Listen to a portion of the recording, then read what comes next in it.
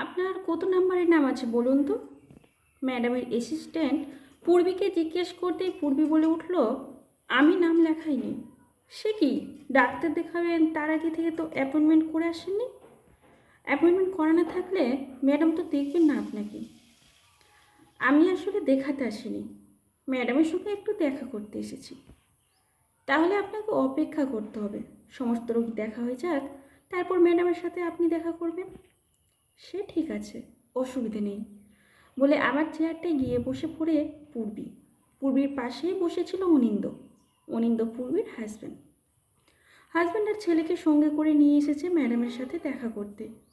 এই ম্যাডাম অর্থাৎ শহরের নামকরা গাইনোকোলজিস্ট গায়ত্রী বন্দ্যোপাধ্যায়।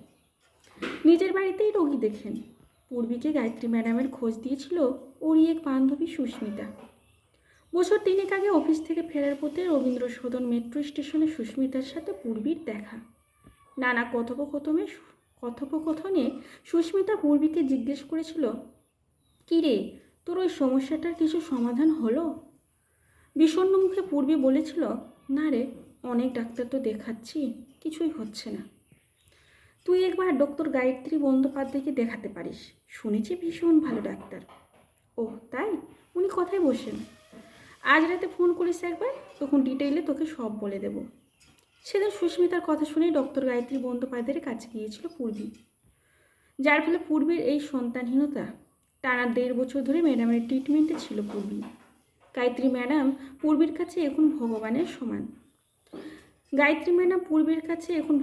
সমান। তাই হয়তো আজ এমন সুদিনের মুখ দেখতে পেয়েছে। পূর্বী এই কথাগুলো তখন ভাবছে। এমন সময় ম্যাডামের অ্যাসিস্ট্যান্ট এসে বললেন, আপনারা ভিতরে যান, ম্যাডাম ফ্রি হয়েছেন এবার। ছেলেকে কোলে নিয়ে পূর্বী ভিতরে ঢোকে, সঙ্গে অনিন্দিত। পূর্বী জিজ্ঞেস করে, ম্যাডাম চিনতে পারছেন তো? একটু ভালো করে দেখিনি। ম্যাডাম বলে উঠেন, চিনতে কেন পারবো না, ছেলে তো বড় হয়ে গেল, 1 বছর বয়স হলো, তাই না? সামনের মাসে ডিসেম্বরের 15 তারিখ হলে 1 বছর পূর্ণ হয়ে যাবে। বাহ, ভালো থেকো সবসময়। তারপর বলো, কী দরকার? শুনলাম অনেকক্ষণ থেকে এসে বসে আছো। হ্যাঁ, তাও অনেকক্ষণই হলো এসেছি। ম্যাডাম, এটা আপনারই জন্য। এটা আবার কি? ও সেরকম কিছু না, সামান্য একটু মিষ্টি আছে। সেই থেকেই ভাবছি আপনার সাথে দেখা করব। আজ একটু সময় পেলাম তাই চলে এলাম। এসবের কী দরকার ছিল আবার? জানেন ম্যাডাম, আজ আপনার জন্যই আমার মুখে এত হাসি। আপনি আমার কাছে তো ভগবান। আমি আমার দায়িত্ব পালন করেছি মাত্র, এর থেকে বেশি কিছু না। তাহলেও ম্যাডাম, আপনি না থাকলে কোনোভাবেই আমাদের আশাটা পূরণ হতো না। প্রশংসার বর্ষণে না ভিজে ম্যাডাম বললেন, তোমার ছেলে তো বেশ সুন্দর দেখতে হয়েছে। ছেলের নাম কি? পূর্বী হেসে ছেলের দিকে তাকিয়ে বলে, অপরূপ। ম্যাডাম পূর্বীর ছেলেকে কোলে টেনে নিলেন, আদর করতে করতে বললেন, খুব সুন্দর নাম। পূর্বীও অবাক হয়ে ম্যাডামের দিকে অবাক দেখছেন এই দৃশ্য। অত বড় একজন ডাক্তার, উনি কিনা ডাক্তার তো কী হয়েছে, উনিও তো একজন মা। বিস্ময়ের ঘর কাটিয়ে পূর্বী জিজ্ঞেস করে বসে, ম্যাডাম, আপনার ছেলে না মেয়ে? খুব স্পষ্টভাবে ম্যাডাম জবাব দিলেন, আমি নিঃসন্তান। কথাটা শুনে পূর্বী কিছুক্ষণের জন্য থমকে যায়। তারপর জিজ্ঞেস করে, মানে? আপনি তো নিজেই তো ডাক্তার। তাতে কি হয়েছে? শুধু এটা জেনে রেখো, ভগবান সবাইকে সব কিছু দেয় না।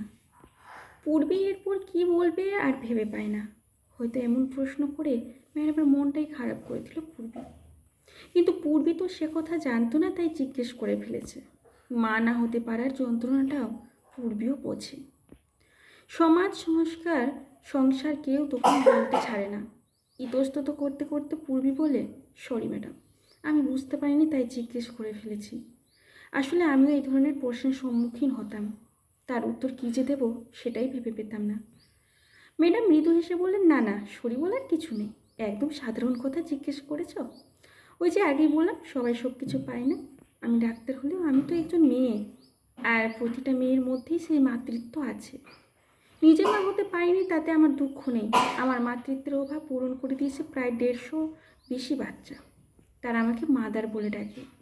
তাদের নিয়েই আমার একটা স্কুল, ওদের দায় দায়িত্ব পড়াশোনাটা সব আমি চালাই। আমার যাবতীয় রোজগার তাদের জন্যই।